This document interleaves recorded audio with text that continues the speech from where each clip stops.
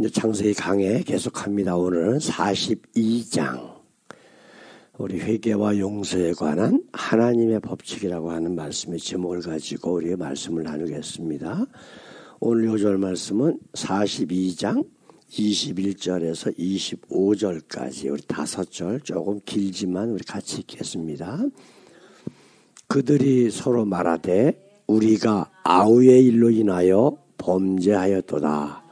그가 우리에게 애걸할 때에 그 마음의 괴로움을 보고도 듣지 아니하였으므로 이 괴로움이 우리에게 임하도다. 루벤이 그들에게 대답하여 가로되 내가 너희더러 그 아이에게 득죄하지 말라고 하지 아니하였느냐. 그래도 너희가 듣지 아니하였느니라. 그러므로 그의 핏값을 내게 되었도다 하니 피차간에 통변을 세웠으므로 그들이 요셉이 그 말을 알아들은 줄을 알지 못하였더라. 요셉이 그들을 떠나가서 울고 다시 돌아와서 그들과 말하다가 그들 중에서 시므온을 취하여 그들의 목전에서 결박하고 명하여 곡물을 그 그릇에 채우게 하고 각인의 돈은 그 자루에 도로 넣게 하고 또 길 양식을 그들에게 주게 하니 그대로 행하였더라. 아멘. 바로가 이제 거의 비슷한 꿈을 2번을 꿉니다. 그런데도 그 꿈에 대한 해몽이 안 되니까 이제 결국은 그 먼저 2년 전에 풀려나왔던 그 술 맡은 관원장을 통해서 요셉을 소개를 받아요. 그래서 이제 요셉이 옥에서 나와서 이제 왕을 이제 아련을 하고, 그런데 그 꿈에 대한 해몽을 하나님께서 알려주실 겁니다 라고 해서 꿈 내용을 알려주고, 그 다음에 그 7년 풍년 다음에 7년 가뭄이 올 것이다. 근데 이때는 가뭄이 오기 전에 이렇게 대처를 하세요 라고까지 방법을 알려주니까 바로왕이 깜짝 놀란 거예요. 그래서 우리가 지난주에 말씀 나눈 게 뭐가 있었죠? 이처럼 하나님의 신이 감동돼서 하나님의 지혜가 있는 자를 어디서 또 구하겠느냐. 그러면서 그 요셉을 총리 대신으로 삼아요. 그래서 우리 지난주에도 그 사진들 여러 군데 보셨죠? 이집트 곳곳마다 큰 구덩이를 파가지고 이 곡식이 썩지 않게 아주 그 통풍이 잘 되게 기가 막히게 그 만들어 놓았던 그런 곡물 저장소를 몇 년 전에 발굴해냈는데 그 사진들을 우리가 봤습니다. 그렇다면 이 요셉 시대에 있었던 일들이 사실이다 아니다? 사실이다라고 하는 거예요. 역사적인 사실. 그리고 그것은 또 BC 1600년경에 이집트 왕의 비문에까지도 적혀져 있었어요. 그래서 큰 풍년이 있었고 흉년이 있었다라고 하는 기록까지도 기록이 돼 있단 말이에요. 그렇죠? 그런데 이제 풍년이 다 끝나고 이제 흉년이 오기 시작을 했는데 그 흉년이 이집트에만 있는 게 아니잖아. 그죠? 그 인근 지역까지 다 같이 비가 내리지 않는 거예요. 몇 년 동안. 그러니까 가나안 땅에도 비가 내리지 않으니까 풀이 안 타서 먹을 게 없는 거야. 짐승도 먹여야 되고 사람도 먹어야 되는데 곡식이 안 나는 거예요. 비가 안 오니까. 그래서 이제 가나안 땅에 사는 요셉의 아버지 누구죠? 야곱의 야곱과 그 11 아들이 이제 모여서 의논을 하는 거예요. 그래서 아버지가 뭐라 그래요? 왜 너희들은 손만 놓고 있느냐? 이집트에는 지금 곡식이 있어서 거기서 사람들이 거기서 곡식을 사다가 먹는다 그러더라. 그래가지고 금은 폐물을 이제 짊어지고 이집트까지 가게 한 거예요. 그런데 외국에서 양식을 사러 왔다라고 하는 보고가 딱 들어와가지고 총리인 요셉이 그들을 딱 만나니까 그들이 형인지 아닌지 알았을까 몰랐을까? 알았죠. 요셉은 어렸을 때 팔려왔지만 형들은 다 장성을 했잖아. 그때만 해도 나이가 벌써 40, 50다 이렇게 됐다란 말이에요. 그러니까 아이들은 우리를 보고 알아봐도 우리는 아이들은 못 알아보잖아. 아이들은 잘하니까. 그러면서 이제 그 내용이 이제 8절 말씀에 있는데 제가 한번 읽어드릴게요. 요셉은 그 형들을 아나 그들은 요셉을 알지 못하더라. 그 총리가 요셉인지를 모르고 있는 거예요. 그리고 나서 이제 너희는 요셉의 일부러 투집을 잡으려고 이제 그 형들이 우리는 가나안 땅에 사는 사람들인데 우리는 곡식을 사러 왔습니다. 그러니까 이제 요셉이 그런 내용을 얘기를 하는 거예요. 너희는 스파이다. 이집트를 정탐하러 온 자들이다. 그래서 괜히 막 트집을 잡아요.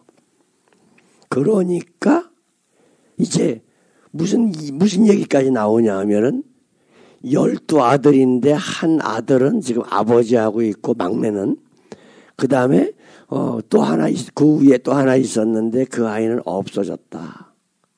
그 아이가 누구예요? 바로 요셉이잖아. 근데 그 요셉에 대해서 이야기를 하면서 자기네들이 잘못했다라고 하는 고백이 거기 나오는 거잖아요. 지금 우리가 읽은 말씀에. 그럴 적에 요셉이 그 얘기를 듣고 나가서 통곡하고 울다가 싹 닦고 또 다시 들어왔다. 이 얘기 가지고 우리 읽은 말씀이거든요. 그래서 오늘은 이 말씀을 통해서 하나님께서 우리를 용서하시는데 무조건 다 용서하시는 게 아니란 말이에요. 그래서 하나님께서 용서하시는 방법, 그 대상이 어떻게 되는가라고 하는 것을 우리가 한번 말씀을 통해서 우리가 확인하기를 원합니다. 자, 우리 같이 한번 읽어볼까요? 첫 번째로 자신의 죄를 깨닫고 회개하는 자를 용서하십니다. 무조건 다 용서하시는 거 아니에요. 하나님은 자기가 죄인인 것, 그것을 깨달은 자만 용서하셔요. 지금 혹시 우리 어머님들 밀양이라고 하는 영화 보셨어요? 예. 미국에서 오래 사셨으니까 아마 못 보셨을 것 같아요. 저도 못 봤는데 스토리만 얘기를 들었거든요. 이게 무슨 내용이냐 하면은 이제 남편이 운전수인데 남편이 사고로 죽어. 그래서 그 아내가 홀로 남은 아내가 아들을 데리고 밀양이라고 하는 곳으로 이사를 와요. 근데 어떤 유괴범이 그 아이를 유괴해가지고 죽여. 그러니까 이 엄마는 남편도 죽었지, 하나밖에 없는 아들까지 죽었지. 아주 그냥 완전히 미쳐버리는 거예요. 그러다가 이제 교회를 나가기 시작을 해가지고 이제 하나님의 은혜를 깨닫고 자기가 교도소에 가서 그 사람은 자기 아들을 죽인 살인자를 면회하고 자기가 이제 그를 용서하겠다라고 하는 이야기를 하려고 교도소를 가요. 근데 그 교도소에 가서 그 살인범을 딱 만나는데 하는 소리가 자기는 이미 하나님께 용서를 받았다, 그런 얘기를 하는 거예요. 그러니까 교도소 안에서 아마 그 전도를 듣고 자기가 기도하는데 자기는 용서받았다라고 하는 생각이 들었겠지. 그러면서 그 얘기를 듣고 이 여인이 말을 못하고 그냥 나오는 거예요. 하나님께 벌써 용서해 주셨다고요? 여러분들은 어떻게 생각해요? 과연 그 살인범이 하나님께 용서를 받았을까요? 안 받았을까요? 이거를 우리 하나님은 그런 분이 아니거든요. 우리 하나님은 자기가 죄인인 것을 깨달으면 자기가 죄를 지은 사람에게 먼저 가서 고백을 하라고 그러셔. 고백을 하고 용서를 빌어라. 그리고 그 사람이 용서를 안 해도 하나님이 용서하실 수 있는 거예요. 근데 자기한테는 이런 자기 아들을 죽여놓고 말 한마디도 안 하고 하나님께서 자기 죄를 이미 용서하셨다라고 하는 그 뻔뻔한 살인범의 얼굴을 보면서 하나님께 대한 회의를 느끼는 거야. 내가 믿으려고 하는 하나님이 과연 이런 존재인가? 내가 보기에는 그 영화는 잘 된 것 같아요. 한국에는 너무 가짜 하나님이 너무 많아. 전 세계의 이단 집합소가 바로 한국이야. 심지어는 무슨 뭐 정통교회니 어쩌고 이딴 소리를 해가지고 성경에 어디 있어요? 정통교회라는 말이. 성경 100%가 아닌 99%도 이단이에요. 다 이단이야. 다. 이단이 아닌 교회가 거의 없어요.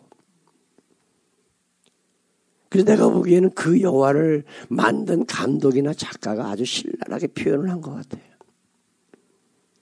너희가 믿는 하나님이라는 게 이런 존재다. 가짜다라고 하는 거를. 우리 조금 아까 주기도문 했지만은 우리 마태복음 6장 12절에 있는 말씀 같이 한번 읽어보실까요? 다시 한번 큰 소리 읽어보십시다. 우리가 우리에게 죄 지은 자를 용서한 것 같이 우리의 죄를 사하여 주옵시고. 우리가 다른 사람의 용서한다는 것은 어떤 전제 조건이 있어야 돼요? 내가 용서받았다는 거예요.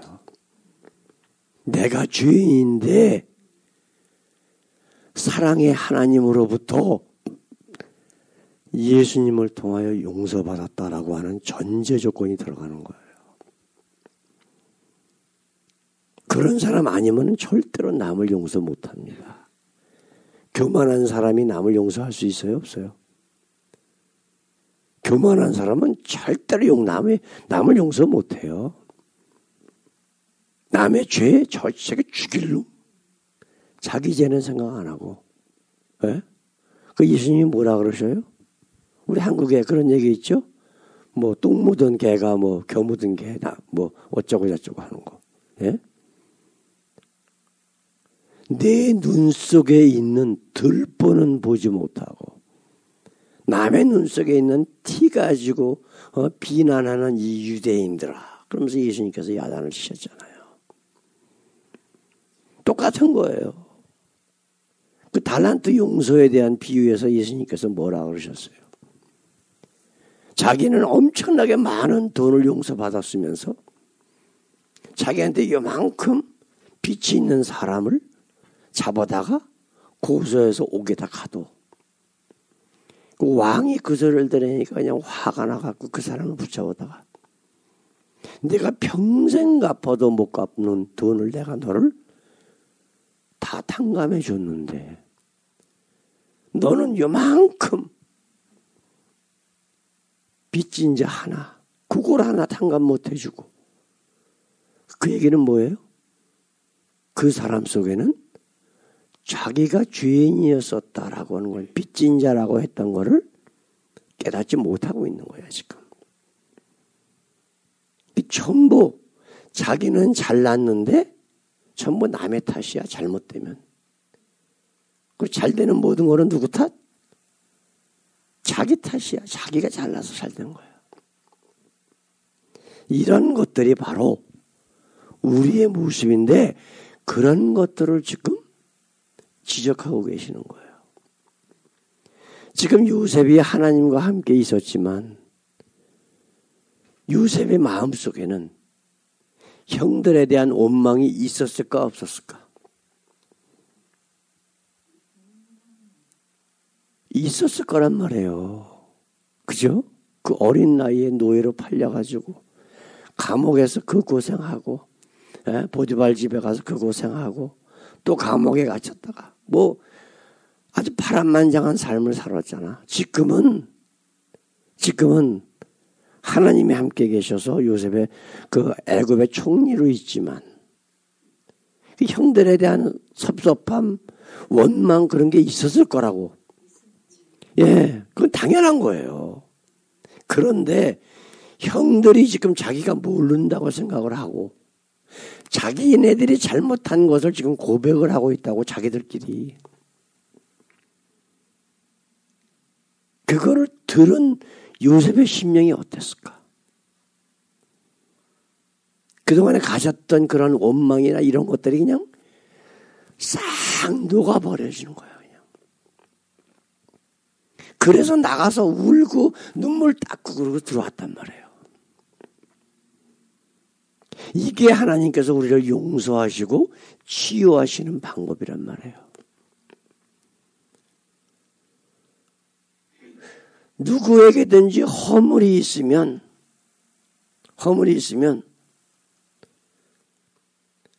당연히 가서 그 사람에게 용서를 빌고 그리고 와서 하나님 앞에 제사를 드리래요. 그렇지 않으면 그 제사가 효용이 있다 없다? 없다라고 말씀하시는 거야. 그 얘기는 뭐예요? 네가 네 스스로 네 자신이 죄인 것을 깨닫고 남을 용서하고 그리고 또 네가 다른 사람의 마음을 아프게 한 것이 있으면 가서 용서를 빌고 용서를 받고 그리고 와서 하나님 앞에 엎드려야 하나님께서 기뻐하시는 제사가 되고 기뻐하시는 예배가 된다라고 분명히 말씀하고 계신단 말이에요. 성경은 뭐라 그래요? 내가 누구에게 잘못한 게 있으면 네 배를 갚아라. 뭐를 갚아라. 구약에도 계속 그 얘기 하셨어. 자, 그럼 두 번째로 우리가 생각해야 될 것은 뭘까요? 용서함을 받은 사람에게 하나님의 자녀가 되는 권세를 주십니다. 그냥 용서해 주시고 끝나는 게 아니라 그 용서함을 받은 사람이 주님 안에서 거듭날 수 있도록 하시는 것이 하나님의 역사예요. 바로 이 목적으로 예수님을 이 땅에 보내신 거니까.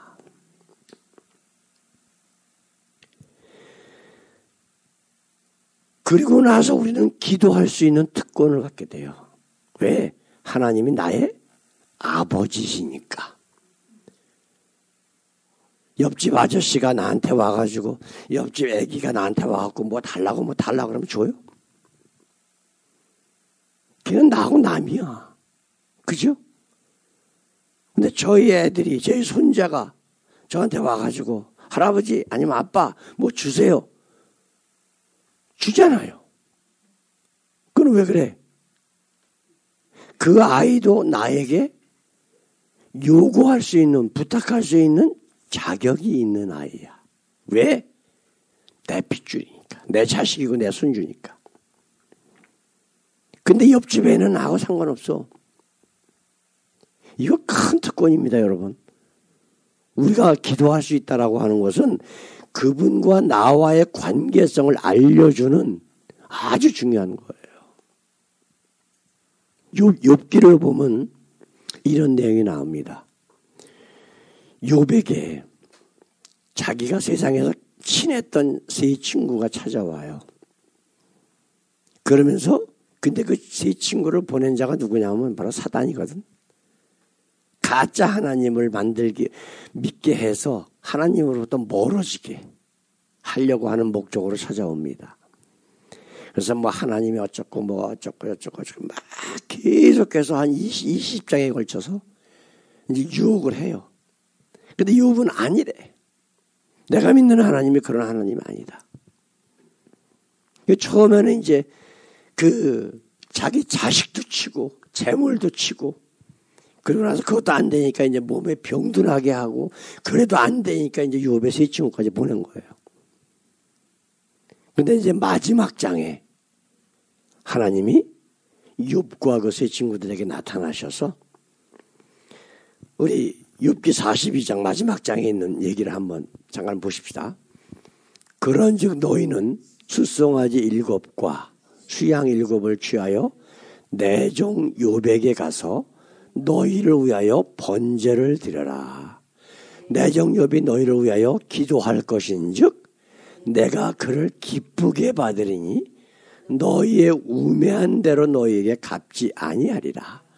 이는 너희가 나를 가리켜 말한 것이 내 종 욥의 말같이 정당하지 못함이니라. 자, 너희는 누굴까요? 바로 욥의 세 친구들이에요. 제 친구들. 자기네들도 하나님 믿는데.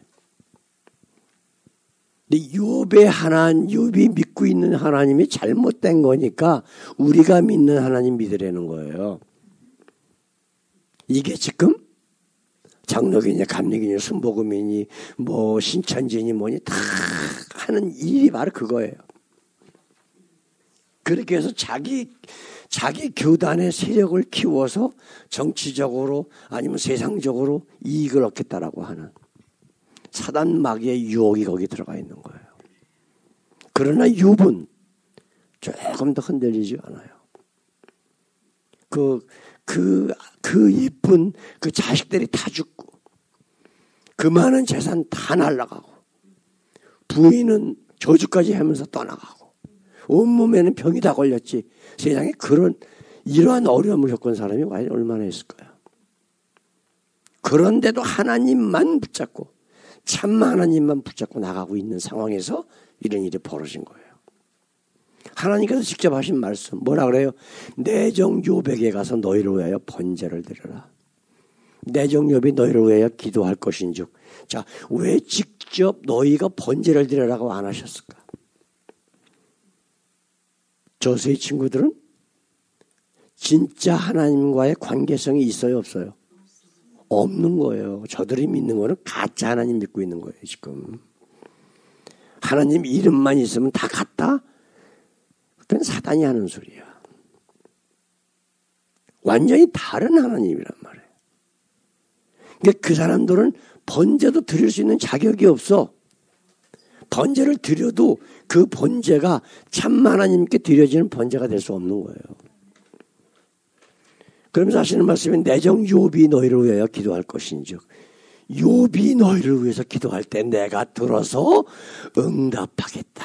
너희를 용서해 주겠다. 지금 이 말씀하시는 거잖아요. 이게 성경적인 원리란 말이에요. 그 지금 가짜 하나님 믿고 있는 사람들이 기도하고 무슨 뭐 방언하니 어쩌고 뭐 떠들어대고 그러는 거 하나님 앞에 섰을 때 소용이 있다 없다? 없다라고 분명히 얘기하시는 거예요. 그래서 마태복음 7장에 뭐라 그랬어요? 우리가 예수 이름으로 무슨 뭐 귀신도 쫓아내고 예언도 하고 뭐 병도 고쳐주고 모두 했습니다.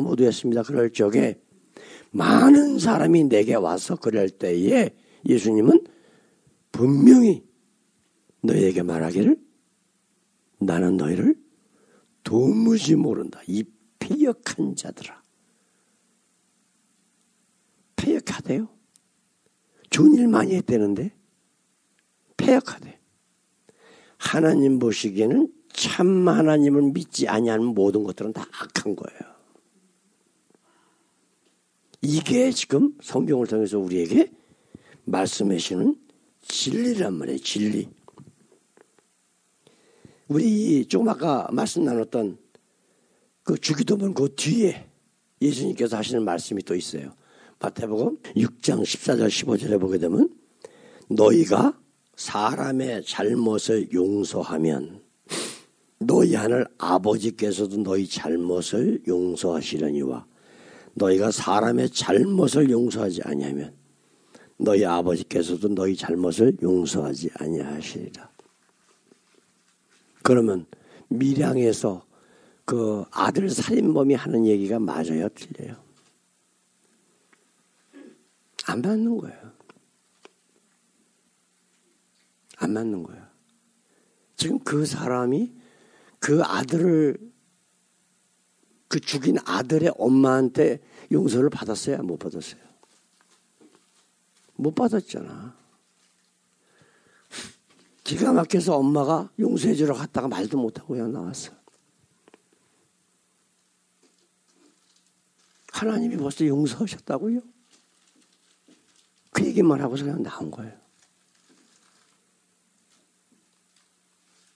자기는 하나님 앞에 용서받았다라고 오해하고 지금 살고 있는 거야. 땅탕거리고 조금도 미안한 감이 없이 그 조그만 애 하나 죽여놓고. 이게 우리의 모습이 될 수 있다는 거예요.